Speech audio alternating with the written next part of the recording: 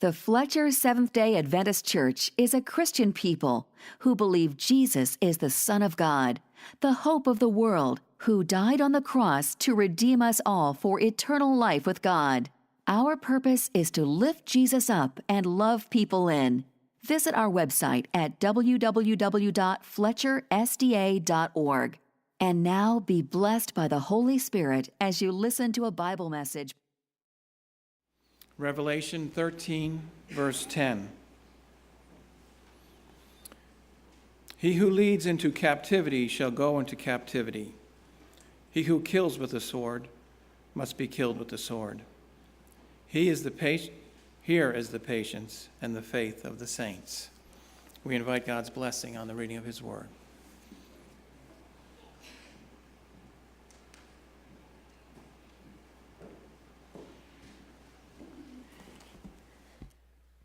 Let's bow our heads and start with a word of prayer.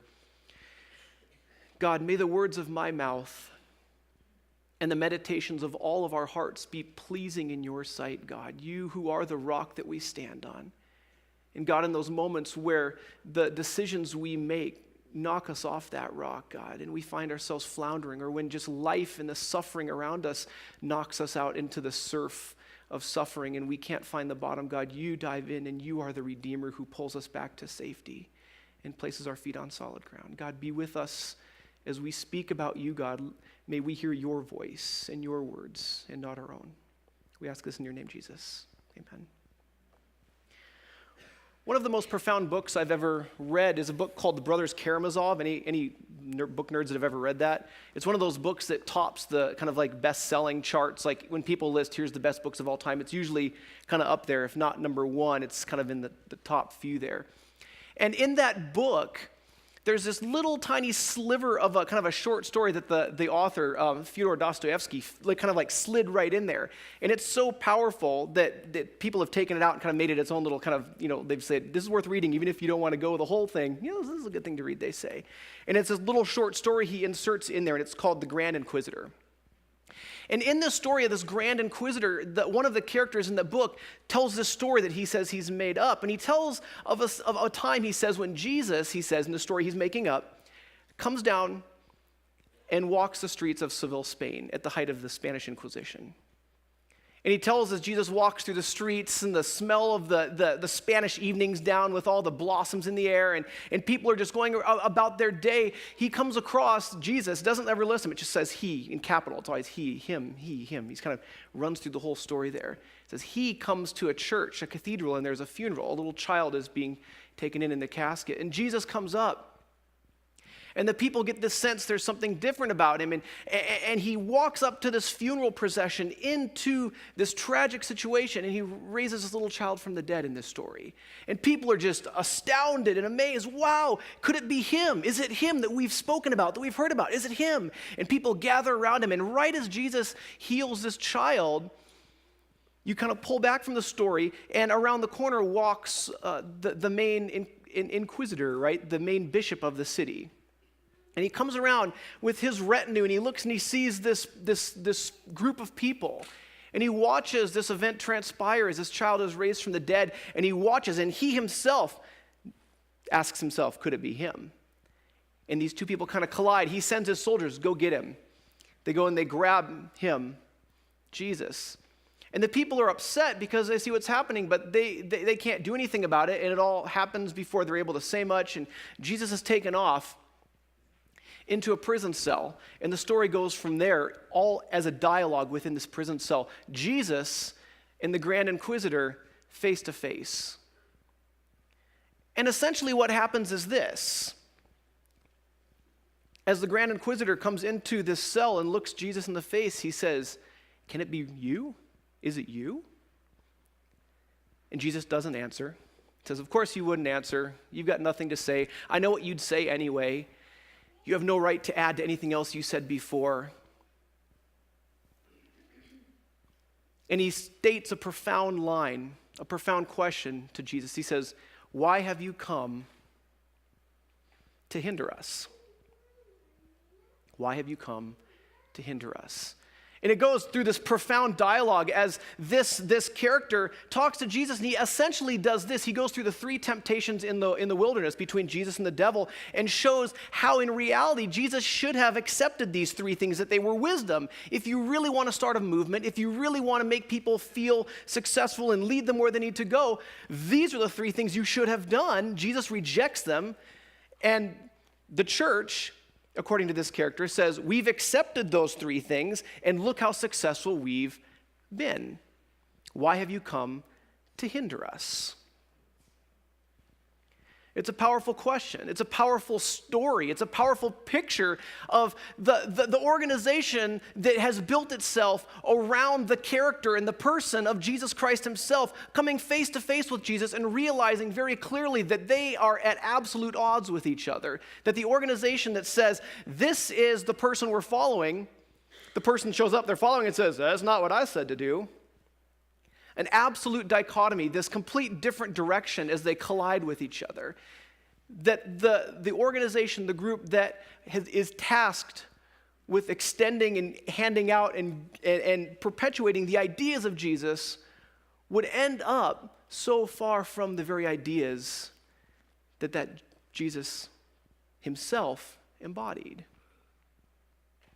Why have you come to hinder us?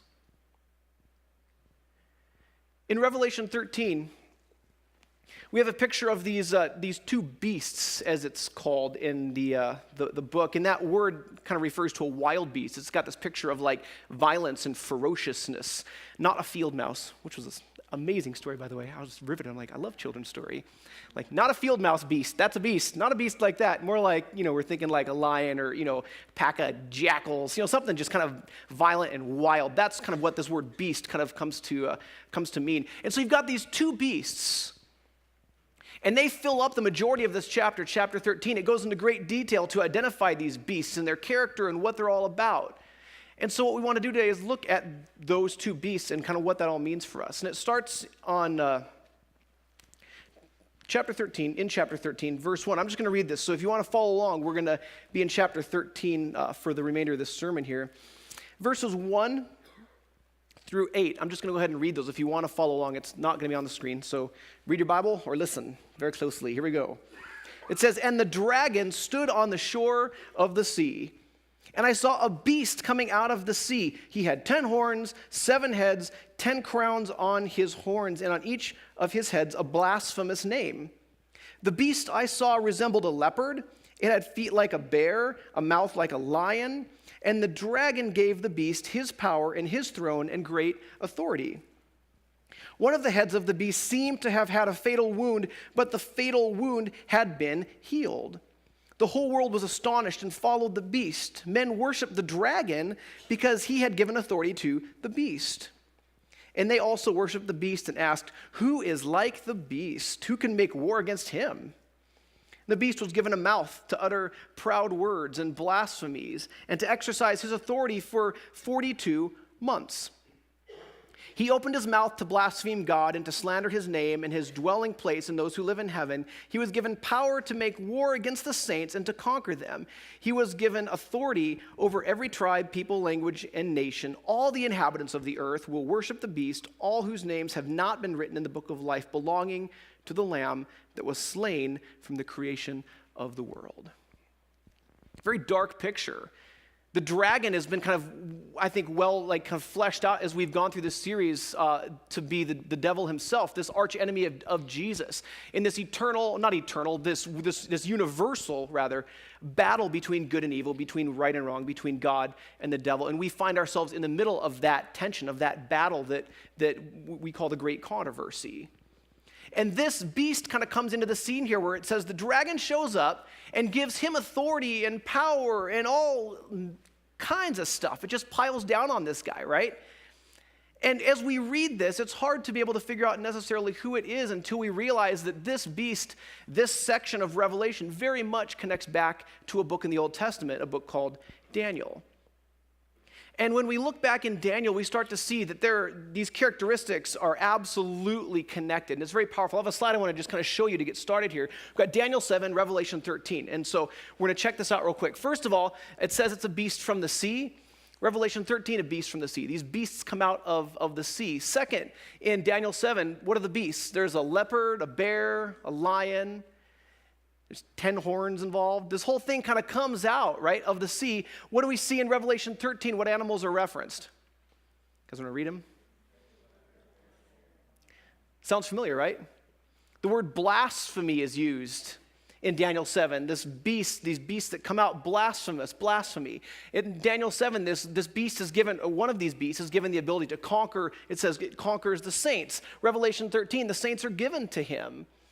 Daniel 7, there's this time of a time, and half a times, which in biblical prophecy, day equals a year, which comes out to how many days? 1,260, right? 42 months. If you're counting on the Hebrews took 30 days a month, how many days does that come out to? Are you seeing a connection here? Am I making this up? Right? It's a very powerful connection back to Daniel 7. And the thing that's cool about this is that Daniel gives like tons of more details about these beast powers actually than Revelation does. And the reason for that is that once John's writing Revelation, he's actually writing, linking back to Daniel. If you took all of the sections of Revelation that connect into Daniel and other parts of the Old Testament and kind of like extracted them from Revelation, you would not have much left. It's absolutely foundationally built on the Old Testament generally, and specifically the book of Daniel. So we've kind of got to kind of connect the two to be able to start seeing some of these details, like what's going on here? What are we being able to understand that's happening here? So you've got this beast that's connected back to these beasts in Daniel. In Daniel, it's quite powerful. I have a friend who's a pastor. He's not an Adventist pastor. And we used to meet up at Starbucks when I was pastoring out in Seattle. We'd meet up and talk about theology and everything. And so we were sitting there one day, and he was like, listen, Jeff, can I ask you a question? Like, this whole Daniel Revelation thing, I mean, do you really buy that stuff? You know, he's like, I know that's kind of a big Adventist thing, but you seem pretty lucid, so you believe all that crazy stuff? I'm like, actually, I do. I'm not as lucid as you thought. I'm cuckoo for Cocoa Puffs, just like the rest of them. And so he was like, well, kind of explain it to me then, because like, I've only heard he had gone to Bible college where they're like, basically just teach you who's evil, and like, so here's what's wrong with Adventists and Jehovah's Witnesses, and watch out for all of them, right? And so that's all he'd learned, was just that we were kind of cuckoo. And so I took him back to Daniel 2 and Daniel 7, and I showed him these kingdoms that are lined out, these powers that are lined out. And the cool thing in Daniel is that it's actually explained. He says, this is what it means. It's not even vague. The thing is that most people don't even read it. It's not that complicated, honestly. It's just there. It says, this one is this kingdom, then there's this kingdom, and then another kingdom. And I kind of showed him that connection and said, here's how that goes through. And as you watch, you see there's the first kingdom. It says it's Babylon, right? That makes sense. Then next along came Medo-Persia, right? Which even it was more powerful because the Medes later on had ceased to exist. They were just kind of like pulled all into the same thing. The Persians were bigger, but yet when it was written, it lists the Medes first anyway. So it showed there's so much evidence that this thing was written when it says it was written, like way, way, way back. So you've got Medo-Persians, then along comes who?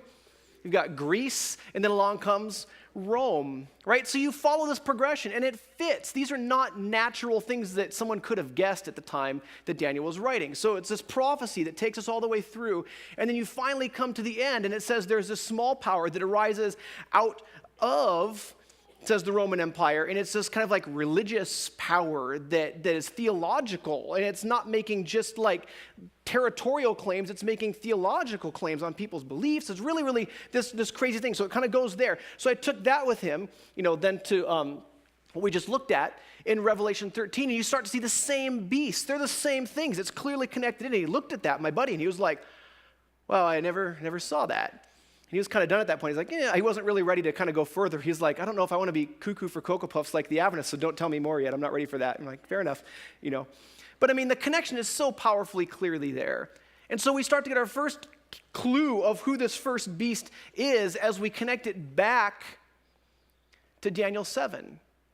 And when we do that, there's really only one power that rises out of the ashes of the Roman Empire and makes huge theological claims. And the sad irony is it's us, right? It's the Christian church itself. And a lot of us will like to say, well, no, it's not the Christian church, it's the Catholic church. It's the Roman Catholic, it's a medieval church. What other church was there?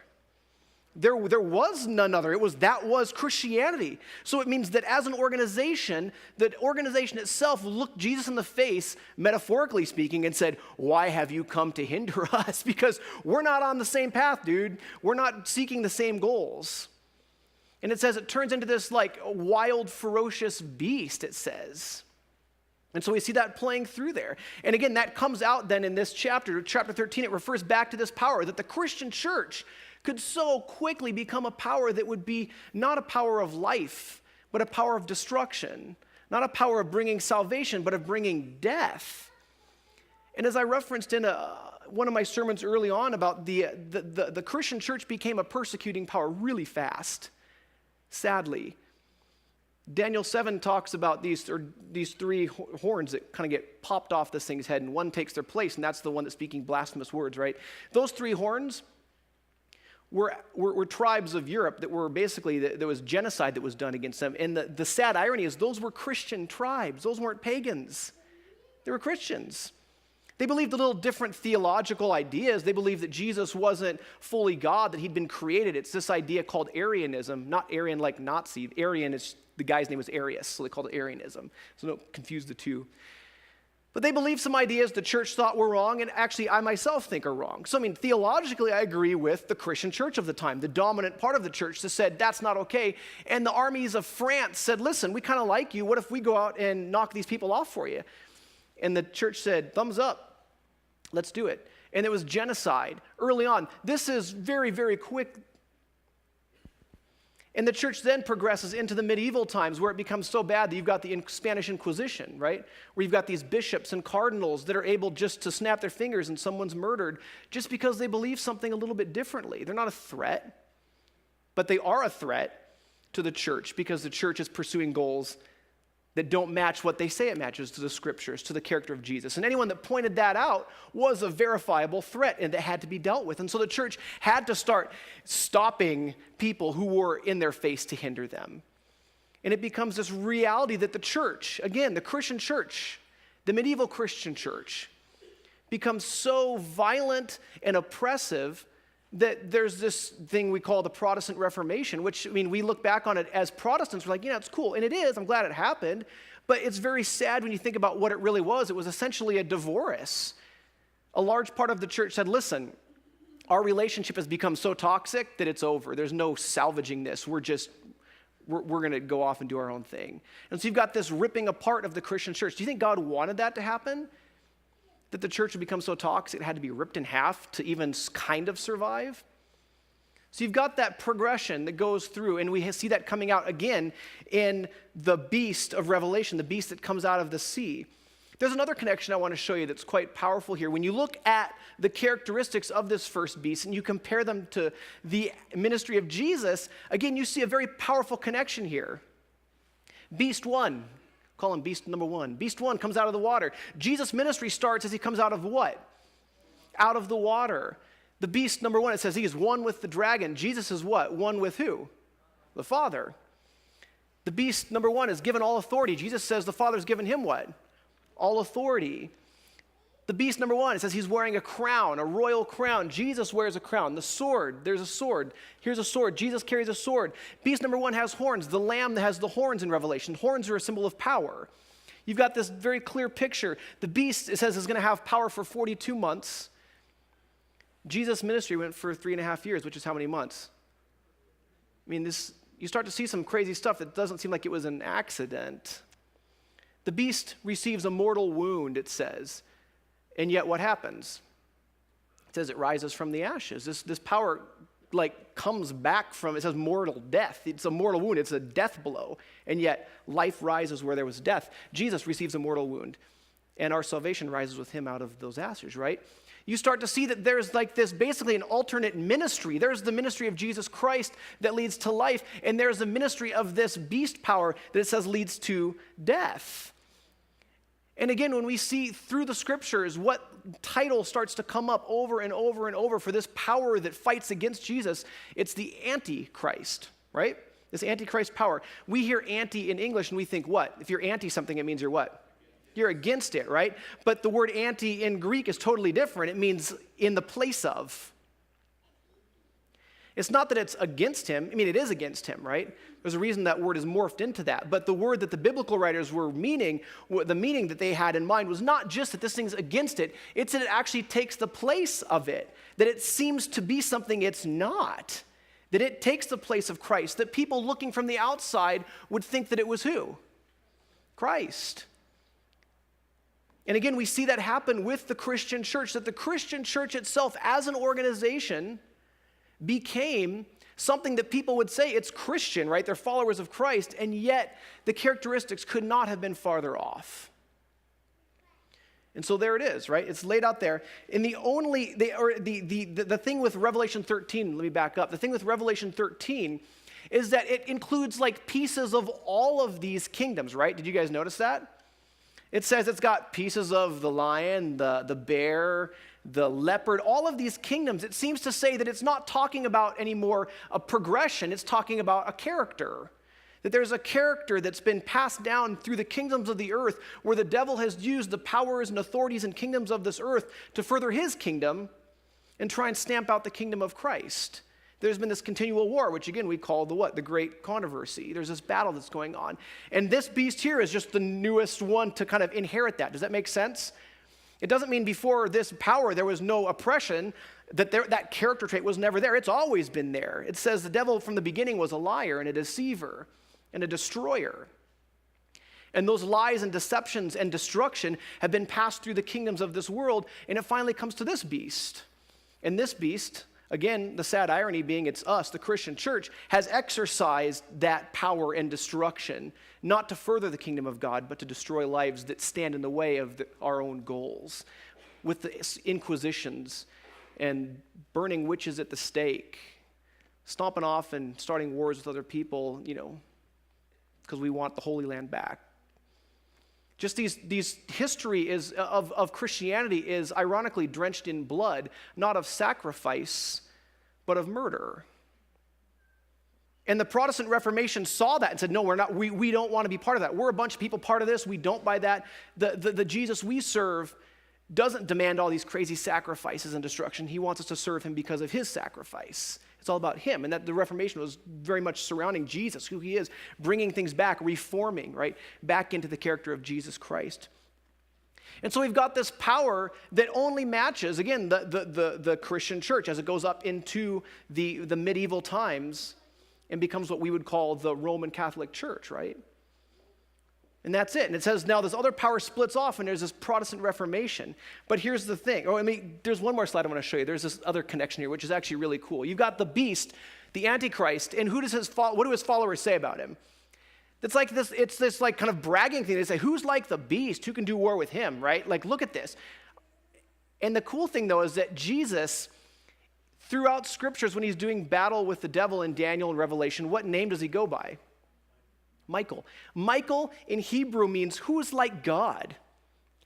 It's like he's talking trash, right? The beast, his power is like, man, who's like the beast? Look at all the authority he has. Look at all the power. Who is like the beast? And Jesus just shows up and is like, all right, I hear you. Who's like God? Mic drop. It's this collision of these two powers in the universe. Ultimately, behind the scenes, it's still Jesus and Satan fighting out over our lives. So we move on to the next beast here. In chapter 13, verse 11, I'm just going to again read this here. Then I saw another beast coming out of the earth. He had two horns like a lamb. He spoke like a dragon. He exercised all the authority of the first beast on his behalf and made the earth and its inhabitants worship the first beast, whose fatal wound had been healed. And he performed great and miraculous signs, even causing fire to come down from heaven to earth in full view of men. Because of the signs he was given power to do on behalf of the first beast, he deceived the inhabitants of the earth. He ordered them to set up an image in honor of the beast who was wounded by the sword and yet lived. He was given power to give breath to the image of the first beast so that it could speak and cause all who refused to worship the image to be killed. He also forced everyone, small and great, rich and poor, slave and free, to receive a mark on his hand or on his forehead, so that no one could buy or sell unless he had the mark, which is the name of the beast or the number of his name. So there's a second beast that comes on the scene. And it says that this beast is the one that like takes over the authority. So you see this progression where there's this power in the universe that uses powers on earth to bring about his ends, right? According to Daniel, who was the first major kingdom that this power used? Babylon. The authority, the power. It's then transferred on to the Medes and the Persians and the Greeks and the Roman Empire and the Christian church itself. But is that the end, according to this? There's another power. There's another beast. It says same word. It's a beast. There's a beast. There's a beast. Beast, right? Like, you got to pay attention when you read this chapter. It's like, then the beast saith unto the beast, and the beast, and the beast, and the beast. Like, what? Who are you talking about right now? Right? So there's this beast that comes after and receives the same authority and has the same character traits and does the same things. It says that this guy, this power, is going to do basically all the same things.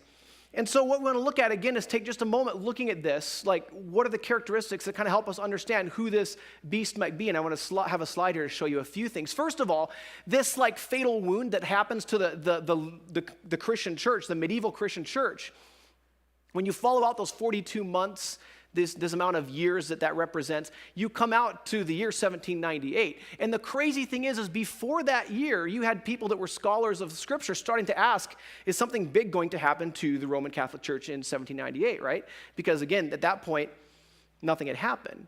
In that year, Napoleon conquers most of Europe, sends his generals down to stamp out the powers in Italy, and he takes the bishop of Rome, the pope of the time, captive. The church loses authority. It's got nothing. I mean, it's just kind of like, that's it. There was a shocking, like, sudden, unforeseen end to a power that had ruled Europe for decades, for millennia. That the Christian church had been the one that the emperors and kings and queens came and bowed down to receive authority from them. Now the kings of Europe came and said, no, it's done. You've mistreated us long enough. We're done. Right? And it leads, again, all the way through the French Revolution, which just kind of like extricated all religion. They said, we're done with all religion. It's just kind of done. We've been abused so much, basically. So this power has to come up after or around the time of that fatal wound, as that authority is passed from this first beast, number one, again, the Christian church itself, to something else. Number two, it says this beast comes out of the earth, which there's a couple different cool things that this kind of helps us understand. First of all of the other powers in Daniel and Revelation come out of what? The sea. And we start to see, no pun intended, C is for cookie, that the sea represents like an inhabited civilization. All of these other kingdoms just kind of grew up out of civilization. Babylon itself goes back into the like mists of time. It's just there. And that kingdom rises out of that. All the kingdoms come up out of these super populated areas, just like kingdoms morphing into other kingdoms. This kingdom, it says, doesn't come out of that chaos of civilization. It says it comes out of like not civilization. But there's another powerful connection here with that word earth. And that is, as you probably saw last week in the sermon, as the woman, the church, the part of the church that's trying to stay faithful to Jesus Christ has to run from the church itself, right? It says that she flees into what? The wilderness. And it says as the dragon himself sends this flood to conquer this small group of people, it says the earth opens up and swallows it.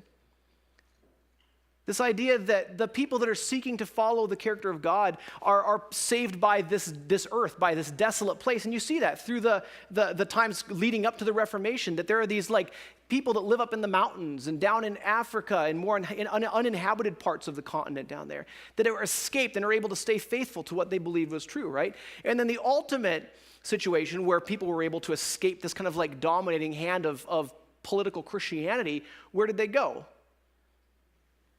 Here. And America wasn't uninhabited. There was 1 billion people here, right? But was it like a civilization like Europe or Asia or down towards Africa where you had this deep civilization, all these cultures? And it was, there's a nomadic tribe area. And so, again, that's a whole nother issue. But the point is that there's this semi-like desolate place that the Christian church, as it's being persecuted, is able to find solace and peace. And that's here in America. Right? So we've got this remote location, this place that's not really super populated, that rescues Protestant Christianity. And finally, or two more, third, it becomes a what? This thing becomes a world power. It says this thing exercises authority around the globe. So it's got to be a world power. And then finally, it says it's a champion of Christianity. This is pushing theology. It's a theological push. So if you look at all of these, a nation, a civil power that comes up late 1700s in this desolate place, a haven for Christianity, a world power that it develops into, that's a champion of Christianity, who is this beast? Is it Haiti? Haiti came up around that time. Poor Haiti can never get on its poor feet, right? It's not a world power. It can't be that. Canada? Oh, Canada. They all cluster along the American border to stay warm, right? I mean, it's a great country, but I mean, you'd hardly say it's a world power, right? Mexico, again, poor Mexico, can't, never been able to quite get on their feet as a world power, right? And it's a very strong Christian nation, theological. It leaves us, as the United States of America, as the only power that fits. And again, we're looking at Daniel Revelation. It happens in history. It's not a myth. It's not this thing that happens in this theological realm. It happens on the dry, dusty streets of the world. That's where this all plays out. And so you have this character, and it says this power, it says there's these two characteristics. It says it looks like what? A lamb. And in Revelation, it's not just, a lamb. It looks like the lamb, right? This thing looks like Jesus. But yet, in reality, it speaks like who? It's not just a dragon, some random dragon. It's the dragon. This power looks like a lamb, speaks like a dragon. So again, we see a very similar situation to the church itself, that the church would look like the lamb. It would claim to be the lamb. It would have the right language of the lamb, and yet its voice, its authority was used for the dragon. It claims that this same characteristic that's been handed down through time ends up being handed off. The baton gets handed off to us. And that's hard to hear because I love America. I've lived outside of America, and I was super glad to come home, right? I like living in Japan. I like traveling. Anytime I travel, I'm like, the more I travel, the more I realize how American I am in a lot of different ways, good and bad, right? We are what we are. And America has been and is, and I think will continue to be a force for good in the world. I mean, you just look again, one of my professors grew up in Germany. He said when the Americans came, they gave chocolate to the kids. They loved the American soldiers. I'm proud my grandfather was at Pearl Harbor. He survived this crazy experience there. Another one of my grandfathers was floating around on a boat out in the South Pacific and saw some crazy stuff. So you've got this idea that America, in a lot of ways, is like the lamb, that we do give. America, for all the criticism of America, when you look at the amount of money and volunteer time and energy and just everything America gives, it's monstrous. It's easy to point out, here's what's wrong with America. And you look at all the good America does, there is a reality that America has, in a lot of ways, looked like what? The lamb. That we have been a place that you can come, in America at its best, at our best, we are a place you can come and be a ding-dong, and we're like, whatever. We're not going to kill you for it. We think your theology is bogus, but, we're not going to kill you, right? You can be here. And so people flooded the shores of America. But at the same time, you've got this second characteristic that is flowing slightly underneath the surface. It says, even though there is this good that America is and has been and will be, there's another thread underneath there that says America has been and is and will continue to be even more as time goes on, the voice of who? The voice of the dragon himself. I want to point out this book to you. It's by a gentleman named Roger Williams. Anyone know about Roger Williams? If you've read The Great Controversy, you've heard Roger Williams. If you study American history at all, you know Roger Williams. This guy was absolutely pivotal in the development of America itself. Because what happened very early on, you've got these Puritans that are coming from Europe to find solace. They're being beat up by the Catholics, by the other Protestants. Everybody hates them. So they're like, we out, peace out, we're going to America. And so they come over here and they set up their stuff. Anyone ever been to up north to Massachusetts? Plymouth Plantation, one of my favorite places I've ever been. My wife and I spent part of our honeymoon around Boston, actually went and saw a bunch of this stuff. I'd seen it. I thought it was so cool, I took her back. You got to see this stuff. Really cool history. So you've got these people showing up, the Puritans, and they're so excited to have freedom, and they're free to practice their religion and be faithful to Christ as they see fit. And then there's a problem that happens, like not everybody is like on board. You've got people that are showing up to be part of their communities that are not really on board theologically with them, that believe other things and do some stupid things, even immoral things. And they start to have to ask the question, how are we going to deal with that, right? And they decide, well, you know what? If it's going to destroy our community, if it's going to destroy the truth, then we need to stamp it out. And like from its inception, before America was America, when we were still the Puritans and people just like on the frontier, like risking our lives to like start a new life, that character trait shows up all over again. People that believe the wrong thing have ears cut off, their nose cut off to show, they're branded to show what sin they've done. Like things, again, this is not murder. These are not the things that every society says, well, these are destroy, society, we're not going to allow this. This is, well, you believe the wrong thing about the Trinity. You didn't go to church enough of the time, or, whatever. And so it becomes this very honestly, if you're part of the society, you fit, you're great. If you don't, it's absolutely and 100% just as oppressive as anyone else has ever been. There's not religious freedom. And into that like new reality comes this dude named Roger Williams. He's a preacher. He pastored a church in Salem, which became famous later for other issues. And so he's there pastoring a church, just a good guy. And everybody accepted, even his most ardent enemies accepted this guy was the most amazing Christian they knew. They're like, no, so he's awesome. We have no word against him, but his teachings are messed up. And so essentially what happens, it comes to a boiling point when they finally say to Roger Williams, listen, if you stay, we're sending you back to England, which with the government of the time in England, that meant execution, and they knew that. That's why they said, we're sending you back to England. Or we banish you at the height of the winter in New England. Good luck, which again meant what? Death. They used a nice enough guy. They didn't want to just like shoot him in the head. So like, we don't want to do it. So we'll let England kill him or the wilderness kill him. So you choose, Roger. So he chooses to run into the woods because unlike the majority of the other people he lived with, he had been kind to the Native Americans and developed relationships. They literally saved his life. As he flees into the wilderness, they save him, they keep him alive, and he goes on to start his own colony, which became the state of, anyone know? Rhode Island. So Rhode Island becomes this really unique place where there is, for the first time in world history, I believe, for the most part, actual religious freedom, where it doesn't matter whether you're Protestant or Catholic, whether you were Baptist or Puritan, whether you were even an atheist or a Muslim. This guy was so far ahead of his time. And he writes this book, and I'm going to read it all to you right now. Just kidding.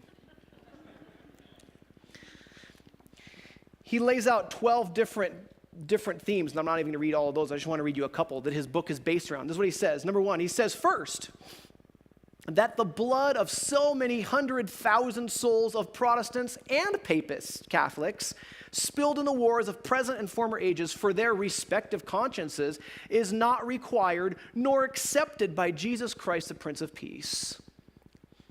Right? Now we hear it, we're like, oh yeah, sure, right? This had never been uttered out of the mouth of a human. People were like, what? I can't kill Protestants? What? I can't kill Catholics? That's like my hobby. It's what I do. Like, that's what churches did. You signed a creed and went and killed the people who disagreed with you. If they were in your territory, get them out, right? Sweep it clean. Like, he blew people's minds with this to us because we grew up after him with this absolutely mind-boggling idea. Another one, his sixth one, says, it is the will and command of God that since the coming of the Son, Jesus Christ, a permission or a freedom of conscience for the most pagan, Jewish, Muslim, anti-Christian conscience to be worshiped, to be granted to all men and all nations. They are only to be fought against with the sword, which is only able to conquer in soul matters the sword of God's Spirit, the Word of God. This guy was a profound defender of Christianity. In his colony, there's all the kind of funny stories. He was one of the only ones that accepted Quakers because everyone thought Quakers were cuckoo.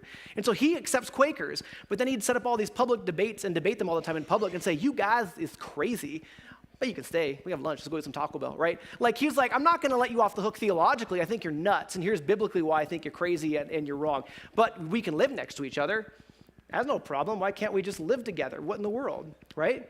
You don't believe in God at all? I think you're nuts, he'd say. But hey, let's be neighbors. I brought you some chickens, like whatever. So this guy's like living what we would say, well, that's America. We're this nation of freedom. But yet, did everyone agree with this guy? Nobody. Like, he united Catholics and Protestants. They're all like, Roger Williams, let's get him. Like, people hated this guy. This book came out, and it blew people's minds. It's interesting read if you like history.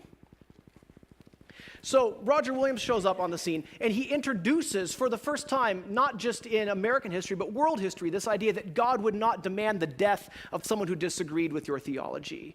That someone who didn't agree with any theology, that you could be on good terms with them, that you could live by each other. No problem, let's just be neighbors. We don't have to kill each other.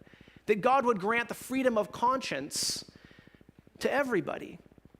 And that theology infused America. And you see the founding fathers influenced by him. They were influenced by one of the philosophers, a guy named John Locke. This guy was before John Locke. This guy influenced John Locke himself. I mean, this guy was pivotal, and most people don't even know about him, right? But he really was the one that introduced this idea of freedom of conscience, that theology should be battled theologically. Imagine that. It's him, right? And so you see these two themes running through American history. And as it comes down to the end, the Bible says that it ends in this big battle conundrum between the powers of good, the powers of evil, that this kingdom itself, it says, leads in some sort of way. And it forces people to make a decision between the kingdom of the dragon that looks like the kingdom of Christ and the actual kingdom of Christ that looks like failure. Forces them to choose. And I know we're running low on time. Preaching Revelation 13 in this much time. I'll let you try next week and see how you do. I will hurry. I know you want to eat. It shows up and it says the beast, it says at the end of this chapter, it says his number is, and it's famous. Everyone, even people that aren't Christians know the number. What's the number? 666. Don't you feel a little creepy even saying that? Ooh, I don't want to say that word. I was writing on my notes. I was working on this little place up in Asheville this week. And I was writing, I wrote that real small because I didn't want to see someone writing 666 on my paper. Either they'd be like, oh, you're a witch too? Like, no. Asheville, that's likely. Or they'd be like, what in the world are you doing, right? So I kind of wrote that real small. Anyway, so this idea of this 666, it's like captured American culture, right? You see it in TV shows. People write about this. What is 666? It's the devil himself. What is this? But what it says here, it says it's not the number of the devil. It says it's a number of what? Man. The number of a man. This is talking about a human organization, human characteristics. It says it's 666.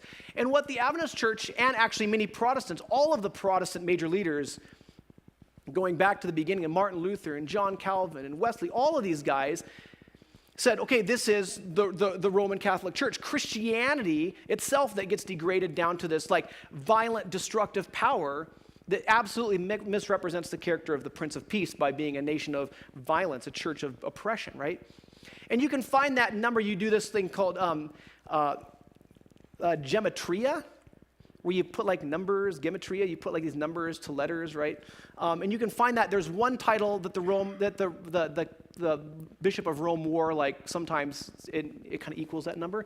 But the challenge is this: he usually didn't wear that. That was this short time and doesn't wear it anymore. So we actually come off looking a little bit petty when well, there was this one title the Bishop of Rome wore in 1906, we think. There's actually not even a ton of proof of that. And those numbers, so it's him, right? But the challenge, though, as we go a little deeper, is first of all, this form of putting numbers to letters, does that happen anywhere else in the Bible? It's not a Christian way of interpreting the Bible. It doesn't mean it's evil, but it's not a theme we see ever, anywhere. Numbers are powerful in Scripture. This way of using them is not. It's actually a mystical Jewish way that they use a lot. They're this word means this, and these numbers, and so it equals this. And you go through, it's actually quite amazing to watch, the intelligence remembering the numbers and letters, and you can come up with all these cool meanings. It's not a Christian thing. We don't translate the Bible that way usually. And so we come down to this one little text, and we suddenly are well, that's what it means. Secondly, the second problem is this. It says the beast, the number of a beast, right? Which beast? By the end of chapter 13, which is the most active beast? The Christian church itself, or the United States of America? United States. So if we're really going to apply this as the number of a man, this idea of this persecuting force, does it really make sense to put it on the one that was before? Like if you were in the Roman Empire and you say, well, look at these persecuting characteristics match the Greeks. Well, it did, but the Greeks are kind of gone. Now it's the Romans, right? You see this progression of authority and power pass through the timeline of world history, and it comes down to us, right? Hopefully not you and me, but as a group, us. So it makes a lot more sense when you find out that this number is absolutely connected back to the Old Testament in a very powerful way. In the story of Daniel, he's in the Babylonian kingdom, and in Babylonian religion, you know what number was like the number of the gods? It was 60. Number 6 meant everything to them. They wrote it on everything. And the irony or the power of this number is we see this, there's an amulet that the Babylonian priests wore around their neck. And it had these numbers. I'm going to show this to you here. It's hard to see, and they were not written. These are like our Roman numbers here. These are our modern numbers or Arabic numbers.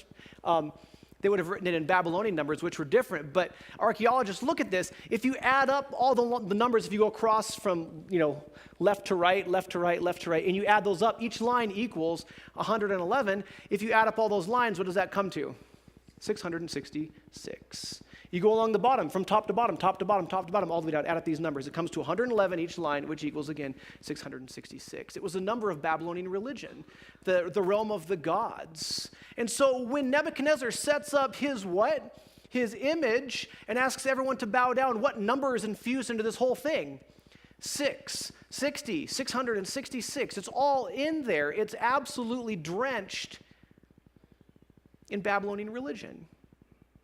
And then so when we come back to Revelation, when God talks about his enemies, the people that are fighting his kingdom, what does he call them?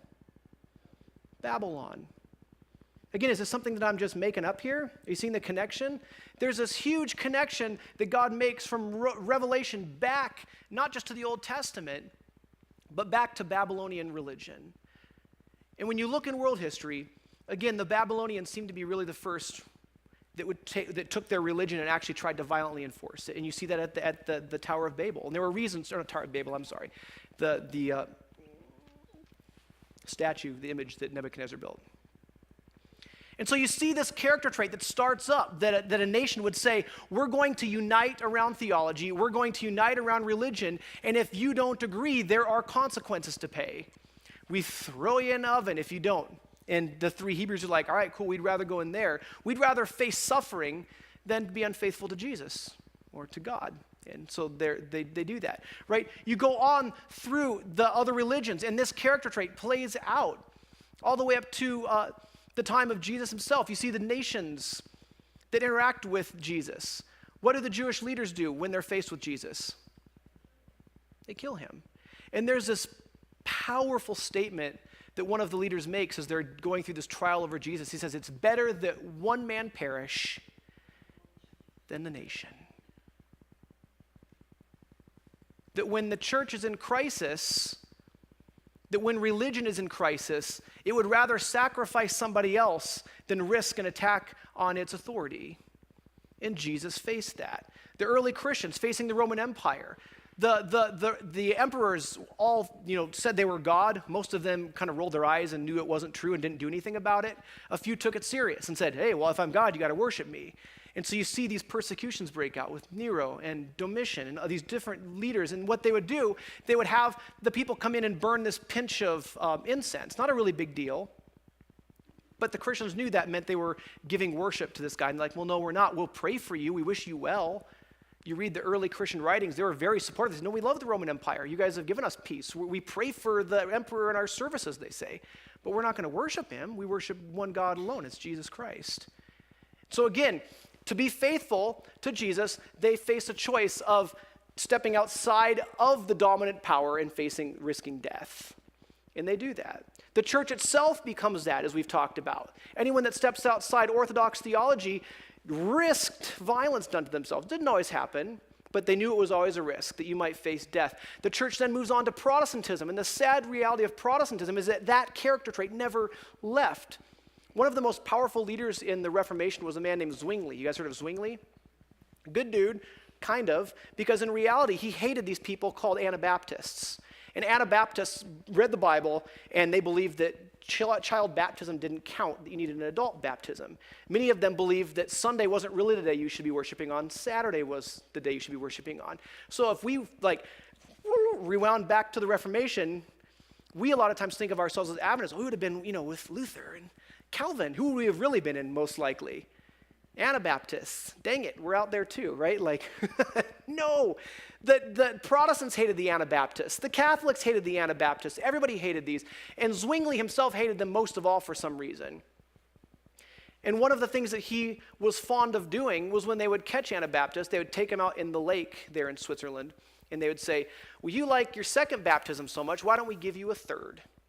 And they'd toss them in the lake and drown them. That's Protestantism.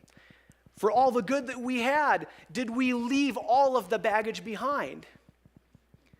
There was a famous execution that happened in Geneva with John Calvin. They burnt a man to death because he had the wrong views of the Trinity. They killed him. It was John Calvin, good dude. I've read his writings, a brilliant, godly man. And yet, had he escaped the gravity of all of that, the baggage of the characteristic of 666, the baggage of the characteristic of Babylonian religion that enforces through violence a uniformity of thought. Had the Protestant church escaped that completely? No, sadly not. Come to America, the Puritans. Again, could the Puritans abide someone who believed differently than them? They were insufferable. I mean, in a lot of ways, they were almost worse than back in England. Until Roger Williams came along and basically forced risking his life, and somehow he didn't get killed. He forces this opening in American culture that starts to expand. And you've got this characteristic of freedom that starts up, this battle back and forth. According to Revelation 13, it says this, it says end time religion is going to be essentially Babylon masquerading as Christianity. And that's kind of the big kind of endpoint. Jesus comes face to face with the church itself, with the followers of Christ himself. He doesn't fight in the Bible, according to what Revelation says, enemies of religion, enemies of Christianity. He fights people who claim to be the defenders of Christianity itself.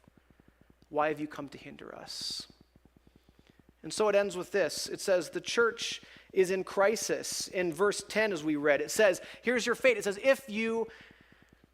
if anyone is to die by the sword, they're going to die by the sword. That's their fate. If anyone's going to be destroyed, they're going to be destroyed. This is the fate, it says. And we see that throughout history.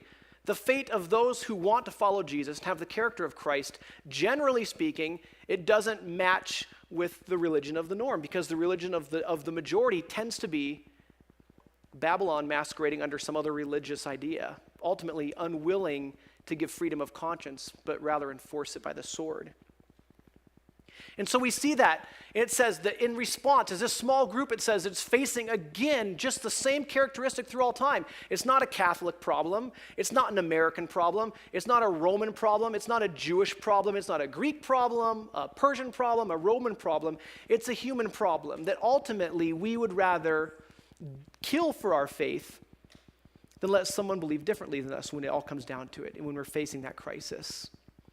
And it says this group that's facing that, once again, it says this calls for the perseverance of the saints, the patience of the saints. It says the faithfulness to Jesus. Essentially this, we reveal if we are the church by how we suffer in crisis. Would we rather be tossed into the fiery furnace than bow down to the image once again? To be forced to believe something we're not? Would we rather give the freedom to choose for Christ or force it? Do we have the character of Babylon or Jesus? And at the end, it says there's only two. That's it. You have the character of Jesus, or you have the character of Babylon. We reveal in the final question this. Now, I want to end this story. I know it's late. You can be mad at me later. I won't preach for a long time. Sorry. Oh, no. A man named Dirk Willems, Anabaptist preacher during the times that we were talking about. He was captured by the local authorities for preaching something that didn't go along with the church. And so they put him in a tower and they starved him before they killed him. And their plan was to kill him. They starved the guy, and he's there, and at one point he finally figures out how to break out of his cell. He ties together all these like bed sheets, climbs out of the window, and like takes off running, right? Like you can look it up on the internet. It's actually cool. If it's on the internet, it's true, right? So Dirk Willems takes off, and the guards see him, and they start taking off after him. And it's the middle of winter, which ends up being what seems like his salvation, because as he runs out onto this huge lake, he goes flying across the ice. It's this thin ice, but he's been starved so much, and he's already a little guy, that he's like, zing, right across the ice. And the guard goes running after him, Gah! And as he's running out onto the ice to catch this guy, through the ice into the lake. You know, salvation, right?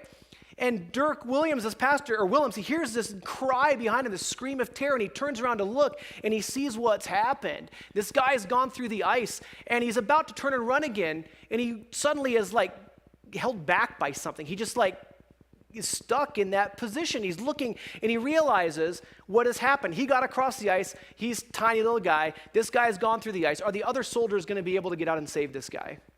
They're not. The guy's going to drown. He knows that.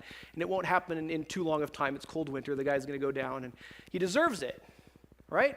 This guy's a persecutor. This guy is chasing him to bring him back and murder him. He escaped, right? It's a blessing from God. God opened up the ice, like, you know, children of Israel opened the waters, right in the water, right? And Dirk Willems has this, like, crisis of conscience. And in that moment, he does the unthinkable as he turns back onto the ice and saves the life of his pursuer.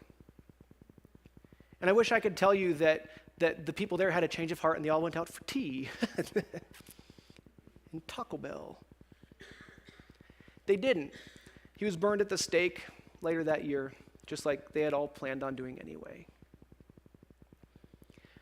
But the story lives on because we see this powerful, moving reality that this man would rather die for his faith than to be even connected slightly with the murder for his faith. The final question is not whether we are willing to kill for our faith. That's not unique in human history, is it? The final question is not whether we're willing to kill for our faith. The final question, according to Revelation 13, is are we willing to die for our faith? Do we reveal the character of Babylon or of Jesus? That we would rather give our life up in reality, in the real things of life, to defend our theology, a theology of love and forgiveness and kindness? Would we rather do that? And we make that decision every day when we face things, right? Would I rather your character be sullied or mine? Would I rather lose this job or be faithful to Jesus? Would I rather spread that rumor or just take it in even though it's true, right? There's a million things that we can do, and we all struggle with it. Again, this is not a problem of someone else. This is you and me. And we face these decisions every day as we decide, am I going to have the character of Jesus that's loving and giving to the extreme where I would rather give my life for somebody else, even my enemy, like Jesus? Or do I have that character trait that I would rather defend what I have, my safety and my security, to the point that I would rather kill for it? Even someone who's as innocent as, Roger Williams, that everyone agreed, not a bad guy, but we're still sending him into the woods because he threatens us. And so my prayer today for you is that as we look at these beasts, at this darkness, that we ourselves as individuals would make that choice now. It's easy to look down the road and say, well, I wouldn't follow this beast power, and yet so many of us follow it every day in the way we treat each other. We're already more prone to kill for our faith than we are to die for our faith. They're willing to kill for our belief system rather than die for our belief system in the just daily little interactions. May God give us the grace to have the patience that he calls for. May God give us the grace to have the faithfulness of Jesus, that we would be so overwhelmed with his character and his kindness to us and the freedom he's given us that we would be changed and live that out right here in this world, even in the face of something as dark as what Revelation points out. And that we would, like the Bible says, shine like stars in the night because we have Jesus living in our hearts. God, we just thank you for your love for us, and we pray that would infuse our hearts and give us the ability to be light in a dark place. God, you died for us. Let us die for each other in a very real way, God. And I can only speak for myself right now, but I don't. I don't do that. God, forgive me. Heal me, God. Let the prayers and the cries of our hearts, Jesus, be that we would love like you love. We love you because you first loved us, Jesus, and we ask this all in your name. Amen.